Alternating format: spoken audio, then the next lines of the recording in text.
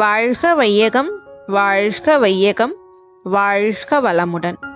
அனைவருக்கும் இனிய காலை வணக்கம். நாள் ஒரு நற்சிந்தனையில் இன்றைய தலைப்பு அவரவர் துன்பத்திற்கு அவரே காரணம். இப்போ ஒரு கேள்வி, நம்ம வாழ்க்கையில் ஏற்படுற எல்லா துன்பத்திற்கும் நாமளே காரணமாக எப்படி இருக்க முடியும்னு அதுக்கு என்ன விடை சொல்வோம்? நம்மளுக்கு ஒரு துன்பம் இருக்குதுன்னு வச்சுக்குவோம். அப்போது அந்த நினைப்பில் தான் துன்பம் இருக்கே கண்டி நம்மளுக்கு அது ஒரு பெரிய துன்பம் கிடையாது. உங்களுக்கு ஒரு 85 வயசு ஆகுதுன்னு வச்சுக்கோங்க, அப்பாவுக்கு ஒரு 110 வயசு ஆகுது. அப்போ நீங்கள் ரொம்ப கஷ்டப்படுவீங்க, வருத்தப்படுவீங்க. அப்போ உண்மையில் அது துன்பமா? அப்போது இன்னும் இருந்தால் 2 பேருக்குமே அது துன்பமாக தான் இருக்கும். அப்போது இந்த மாதிரி எத்தனையோ இன்பத்தை நாம் துன்பமாக நினைக்கிறோம். அதிகமாக சாப்பிட்டால் நம்மளுக்கு அஜீரண கோளாறு மாதிரி நம்மளுக்கு கஷ்டமாக இருக்கும். ஆனால் சாப்பிடும்பொழுது நம்மளுக்கு அது இன்பமாக தான் இருக்குது. அப்போது எனக்கு எவ்வளவு சொத்து இருந்தால்தான் அது இன்பம்னு நினைக்கிறோம்.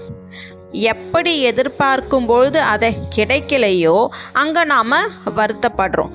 அப்போது உண்மையிலேயே இது கிடைத்தது தான் வாழ வேண்டும் என்பது இல்லை. ஆனால் நமக்கு இன்னும் வேணும், இன்னும் வேணும்னு எதிர்பார்க்கறதால நாம் ஏமாந்து தான் போகிறோம். அங்கே தான் நம்மளுக்கு துன்பம் வருது. அப்போ இது யார் மேலே குற்றம்னு நீங்கள் சொல்லுவீங்க? அப்போது நம்ம வாழ்க்கையில் அனுபவிக்கும் துன்பங்களுக்கு அவர்களே தான் பொறுப்பு. அவர்களுடைய எண்ணங்களும் செயல்களும் மற்றும் கர்ம வினைகளும் தான் துன்பங்களுக்கு அடிப்படை.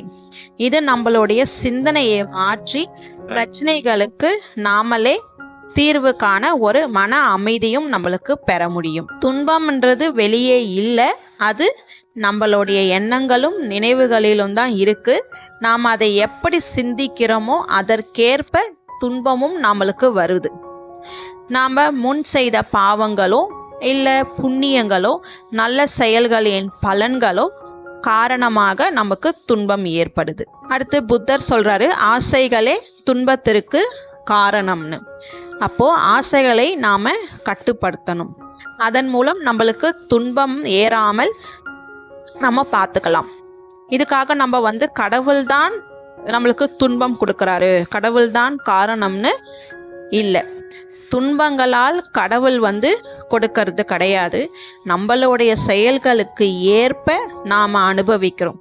இந்த பிரச்சனைகளுக்கு மற்றவர்களையோ இல்லை சூழ்நிலையோ குறை சொல்லாமல் அது நம்ம உள்மனதையும் செயல்களையும் சீர்திருத்துவதற்கான ஒரு முதல் படியை நாம் முயற்சி செய்யணும். இதன் மூலம் நம்மளுக்கு துன்பையும் போக்க முடியும் என்று கூறி நிறைவு செய்கிறேன். வாழ்க வளமுடன்.